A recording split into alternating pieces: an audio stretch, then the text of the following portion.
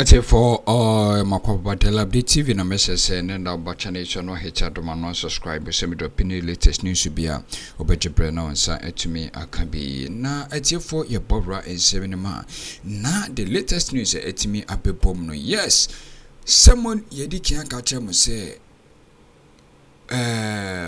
prison officers for no omoso asha CSU Jubilate a recent new appointment yede patient Baffoe so may act as new director general for prison office na for jubilation na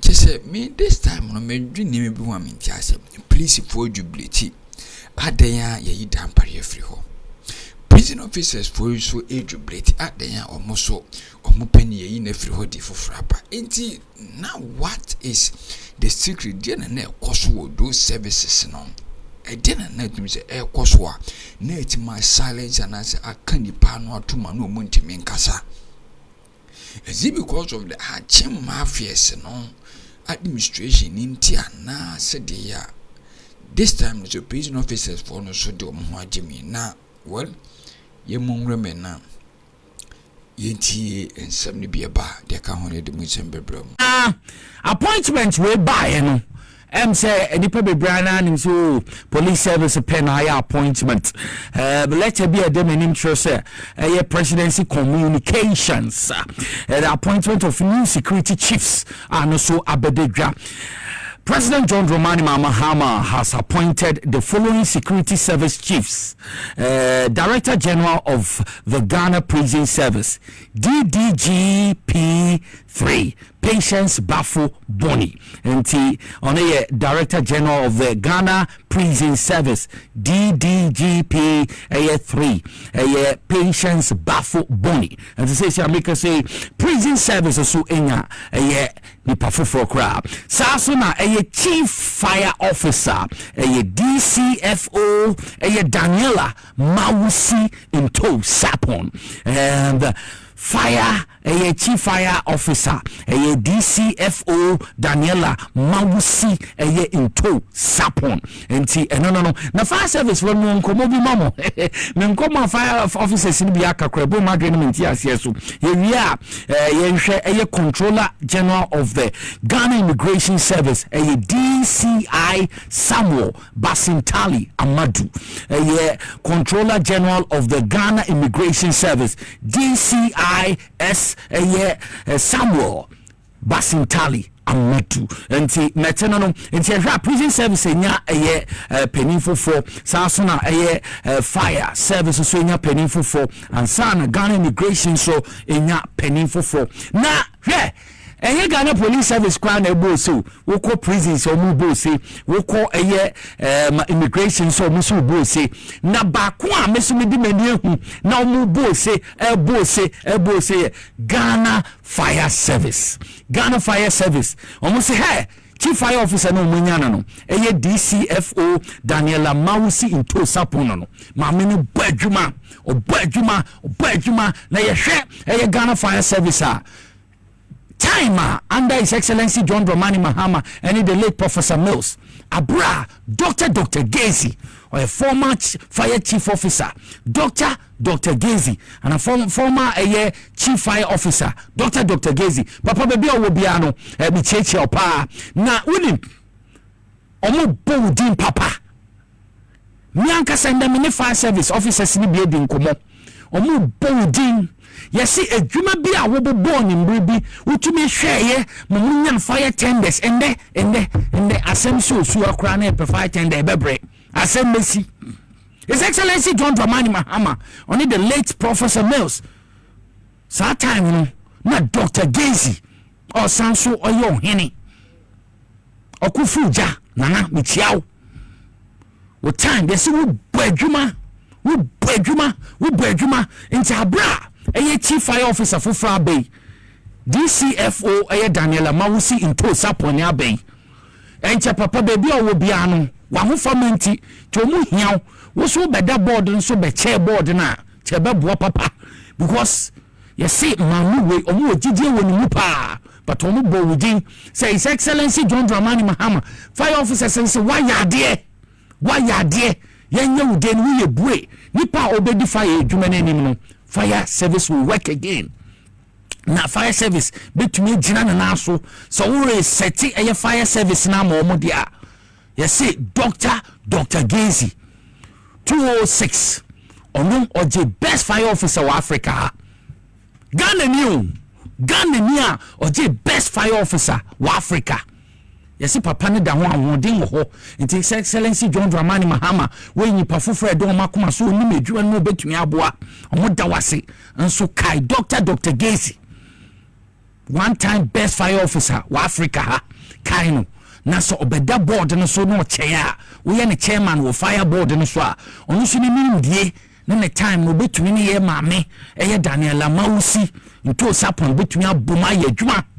His Excellency John Dramani Mahama we research Ghana na we yi omu panyin eye chief fire officer e behia ase minim say board nso be chairman omo se hwe na men fan to anim and the fire me core headquarters so si men fan to anim en kan kire say omo da wase no se board police dey no kremba kai sa papa no Dr. Kesi or a former chief fire officer oh ese bombra no beda board no so mwa no ma min kambom na sa fire tenders omo de ba ya etumi badwuma me bibie etumi konkan ma sei ne kwan on befa so betumi a strategize ma Ghana fire service etumi ejiana nanso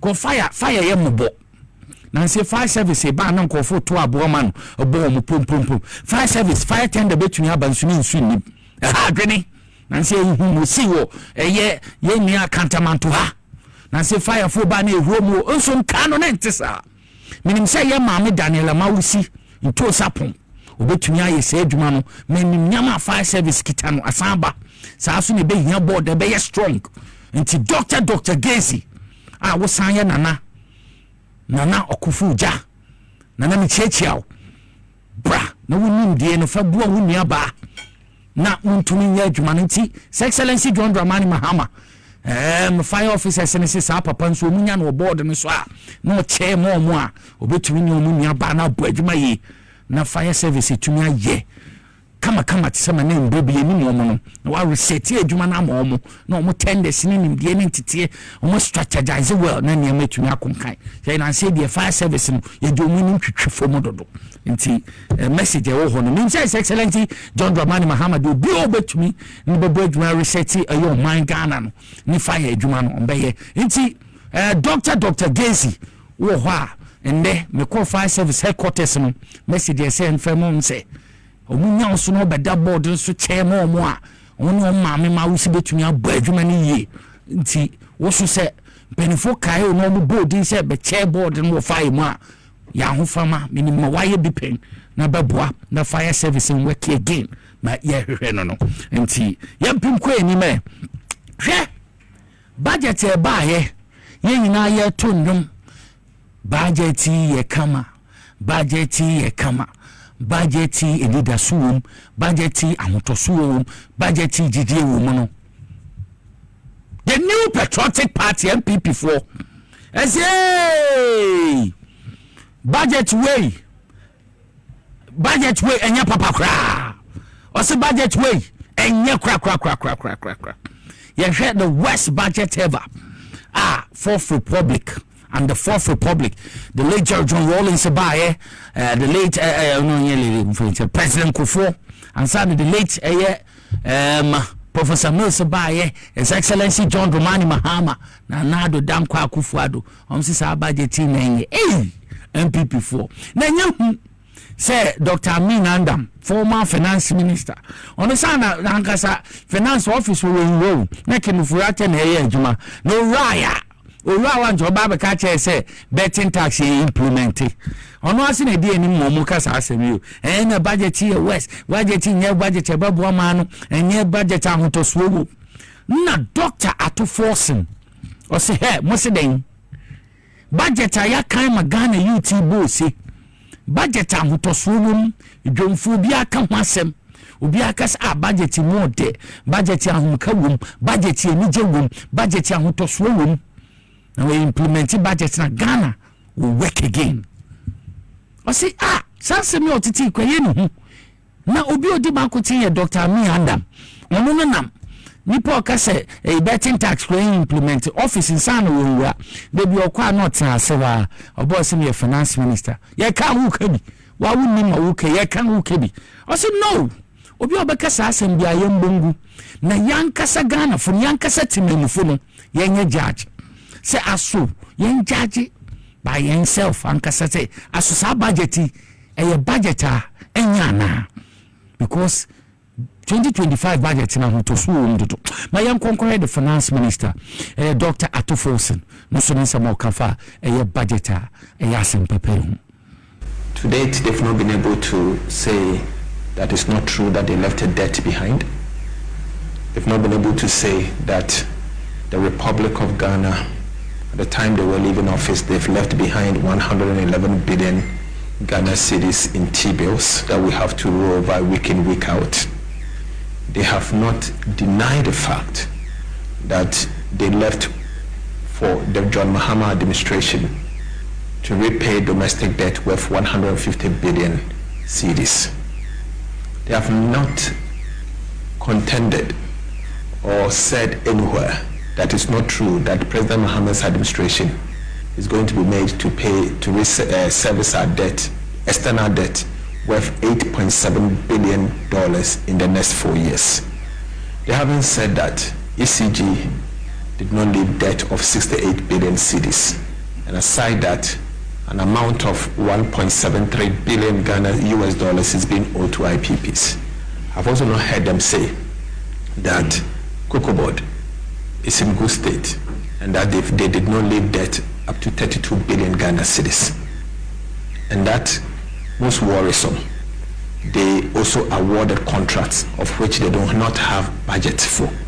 195 billion Ghana cedis contracts that they have awarded before they left office. They've not they've never said that that is not the case. And the fact that they had processed expenditure worth 18 billion Ghana cedis to control an accountant general by NDA, and there was no money for. You know, the MPPs used to double standard, and it has always been their modus operandi. Anytime their back is against the wall, and they themselves knowing very well that they've left a mess behind. As a Minister of Finance, I came to this ministry and came to understand that the Controller and Accountant General is holding BTA's bank transfer advice worth 18.3 billion Ghana cedis. 18.3 billion Ghana cedis. I do not need audit to validate what the minister responsible for finance at the time had sent to the controller for payment. In fact, it has gone through various stages and it is waiting at the controller's office, awaiting for cash before payment.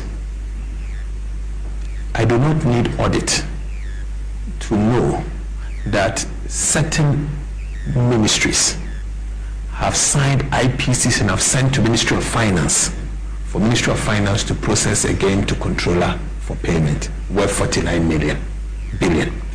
Two put together, you are talking of approximately 67.5 billion cedis. What I need of an audit for is to ascertain the authenticity of the amount that they have said we should pay, for me to know whether that amount, that company in question did some work for Ghana or not.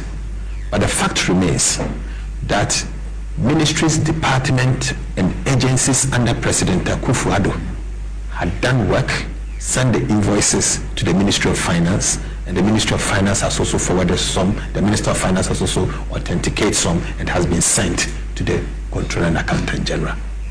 My audit that I'm going to do is not to assess the quantum, because I've done the verification already. I've done the verification already, and the verification is what gave me the 67.5 billion. The audit I'm going to do is to ascertain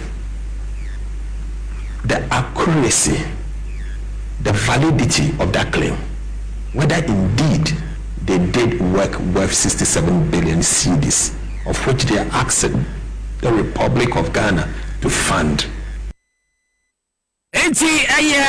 Finance Minister Papa Bi or the budget are more dense and pangum, no the brain, Doctor Atuba Folson, on no then I do this CD2 Grano. Since the new patriotic party opposition for Eka press conference on Dr. Amin Adam. Asana finance minister obeye krano betting tax na yeti na wosi implementi agia rebecca siko mati betting tax sana papa na minim se sana ye friend saying finance ministry okra office ni wenura okwa no ne reception ne tiase wa nti wanhwe file man hwem ehu nsema ewom owia na wakeka bia toto apapa so a otumi abeka na ebi se Dr. Amin Andam no Akroma idimba kusa shada kemi Amin Anta no Akroma na no ni Kroma osi hana budget ni wane ka budget ahum ka yi taxi se fi wa ye hu atoyen wosi en semi